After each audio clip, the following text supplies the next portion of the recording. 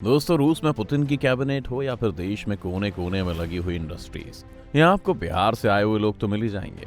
हम सभी ये बात जानते हैं कि हर साल हजारों लोग बिहार से दूसरे राज्यों की तरफ नौकरी की तलाश में आते हैं। इसका एक बड़ा कारण ये है कि बिहार में खुद से कोई इंडस्ट्रीज नहीं है। पर ऐसा कैसे हो सकता है कि बिहार में कोई कंपनी फैक्ट्री नहीं लगाना चाहती? बिहार के मुख्यमंत्री नीतीश कुमार कहते हैं कि बिहार समंदर के पास नहीं है, इस वजह से यहाँ फैक्ट्रीज नहीं आती। लेकिन अगर ऐसा होता तो हरियाणा और पंजाब जैसे राज्य भी फिर बिहार की तरह ही होते। तो असल मामला क्या है और क्यों कंपनियों को बिहार पसंद नहीं है, जानेंगे हम आज की इस वीडियो में। तो अंत तक बने रहिएगा हमारे साथ। लेकिन वीडियो शुरू होने से पहले अगर आप चैनल पर नए हैं या आपने अभी तक चैनल को सब्सक्राइब नहीं किया है तो चैनल को सब्सक्राइब करना और बेल आइकन दबाना ना भूलें। बिहार की इस हालत के पीछे कई मुख्य कारण बताए जाते हैं, जिनमें सबसे पहला है बिहार में जमीन की समस्या। कंपनीज के पास बिहार में फैक्ट्री सेटअप करने के लिए जमीन ही नहीं है, और जब भी कोई कंपनी बिहार में जमीन खरीदने की कोशिश करती है तो वो यहाँ के प्रोसेस से इतना तंग आ जाती है कि उन्हें दूसरे राज्य में जाना बेहतर लगता है। बिहार की 80% जनसंख्या आज भी खेती पर डिपेंडेंट है, लेकिन ये बड़े किसान नहीं है, बल्कि ये वो किसान है जिनके पास 1 या 2 बीघा से ज्यादा जमीन नहीं है। जिस वजह से जब इन कंपनीज को ज्यादा जमीन खरीदनी होती है, जैसे 20 बीघा, तो उन्हें एक आदमी से नहीं बल्कि 20 अलग अलग आदमियों से डील करना पड़ता है। इन लोगों के साथ ये भी समस्या है कि इन जमीनों पर न सिर्फ उनके खेत हैं पर घर भी हैं, जो उन्हें सोचने पर मजबूर कर देता है कि वो जमीन बेचकर आखिर रहेंगे कहाँ।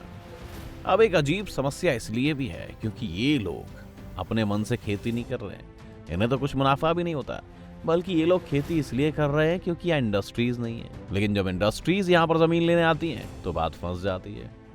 ये था पहला कारण। यहाँ इंडस्ट्रीज ना होने के और भी कारण है। Nobel prize winner Abhijit Banerjee ने एक थ्योरी दी है जिसे स्पिल ओवर थ्योरी कहते हैं। इस थ्योरी के मुताबिक जहां पर स्किल्ड लेबर होगा वहां पर इंडस्ट्रीज आएंगी, जहां पर इंडस्ट्रीज आएंगी वहां आर्थिक विकास होगा।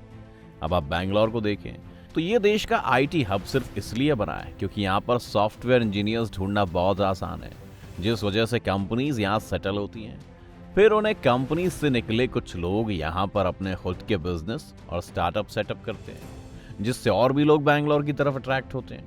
अगर हम हरियाणा के गुड़गांव को भी देखें तो यहाँ पर भी कुछ ऐसा ही हुआ। सरकार ने यहाँ पर मारुति को अपना प्लांट लगाने के लिए इनवाइट किया, जिस वजह से यहाँ पर काफी सारे स्किल्ड लेबर्स आए। इन लोगों की तलाश में कई और कंपनीज भी आई और फिर से कंपनीज की तलाश में यहाँ लोग आए, यानी हर कोई एक दूसरे को सपोर्ट कर रहा है। अब इतना समझने के बाद आइए बिहार की तरफ लौटते हैं, जहां बाकी राज्यों में सरकारें कंपनीज को खुद इनवाइट करती हैं और साथ ही शुरुआत में उन्हें इंडस्ट्री सेटअप करने के लिए सब्सिडी भी देती हैं। वहीं बिहार सरकार की इमेज कंपनीज के बीच पहले से ही खराब रही है, जिसका एक कारण है यहाँ का इतिहास। बिहार में आखिरी 30 सालों में बहुत सी राइस और शुगर मिल्स बंद हो चुकी हैं। साथ ही जो कंपनीज फूड प्रोसेसिंग के बिजनेस में इन्वॉल्व भी थी वो भी यहाँ से जा चुकी थी। एक आंकड़े के मुताबिक 1960 तक बिहार देश के 40% शुगर प्रोडक्शन के लिए जिम्मेदार था, लेकिन यह आंकड़ा सिर्फ 2% ही रह गया है। 90 के दशक में 2000 राइस मिल्स और 15 शुगर मिल्स को बंद कर दिया गया था। इनमें से ज्यादातर को इसलिए बंद होना पड़ा क्योंकि सरकार ने इनका कंट्रोल अपने हाथ में ले लिया और उसके बाद उन्हें चलाने में असफल रही।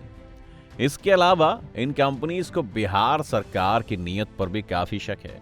साल 2006 में बिहार के मुख्यमंत्री नीतीश कुमार ने एक नई इंडस्ट्रियल पॉलिसी बनाई थी, जिसमें उन्होंने कहा था कि जो भी इंडस्ट्री उनके यहाँ अपनी फैक्ट्री सेटअप करेगी उन्हें सरकार की तरफ से सब्सिडी दी जाएगी। ये बात 2006 की थी और कई सारी कंपनीज ने तब सरकार पर भरोसा करते हुए अपना पैसा बिहार में डाला था, लेकिन सरकार ने उन्हें धोखा दिया। किसी भी कंपनी को कोई सब्सिडी नहीं मिली और ये मामला कोर्ट तक पहुंचा। करीब 14 साल बाद पटना हाई कोर्ट ने इस मामले में सरकार को दोषी करार दिया और उन्हें कंपनीज को उनके पैसे का भुगतान करने का आदेश भी दे दिया। न सिर्फ बिहार सरकार ने हरकत से अपने पैसे कमाए, लेकिन साथ में इन कंपनीज का भरोसा भी गंवा दिया।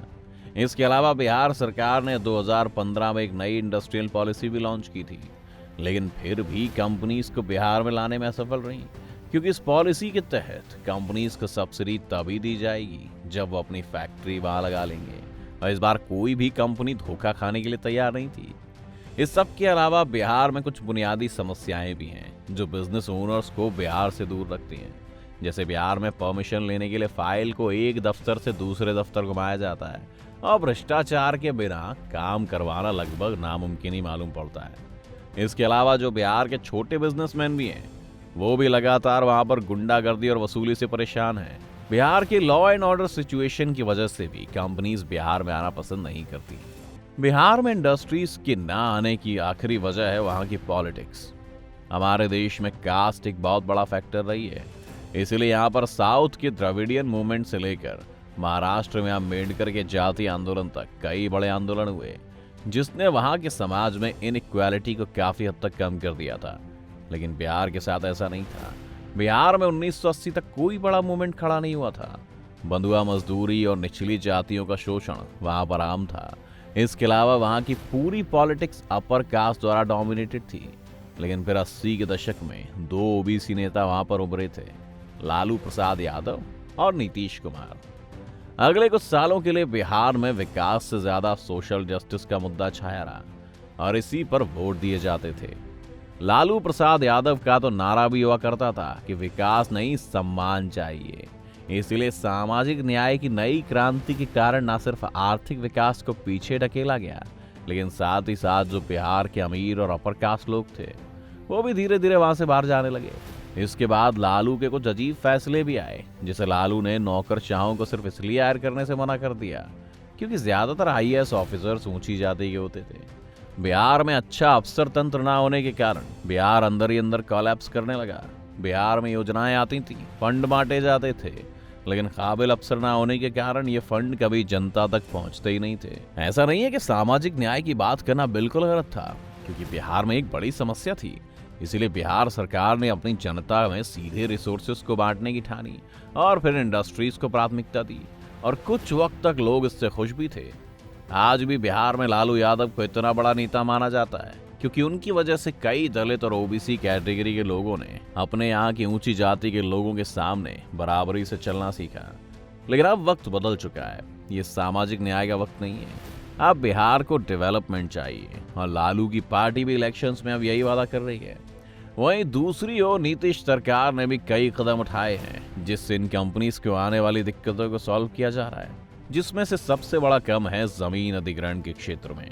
सरकार ने अब जमीन का रेट तय करना जनता पर छोड़ दिया है, जिसे उनकी वेबसाइट पर अपलोड किया जाता है और यहाँ से कंपनीज डायरेक्टली वो रेट देखकर इन लोगों से बात कर सकती हैं। ये कदम कितना कारगर होगा और क्या बिहार का विकास हो पाएगा, हमें कमेंट में लिखकर जरूर बताएं। उम्मीद है ये वीडियो देखकर आपको काफी कुछ जानने को मिला होगा। दोस्तों, अगर आपको वीडियो पसंद आया तो वीडियो को लाइक करें। अगर आप इस चैनल पर नए हैं या आपने अभी तक चैनल को सब्सक्राइब नहीं किया है तो चैनल को सब्सक्राइब करना और बेल आइकन दबाना ना भूलें।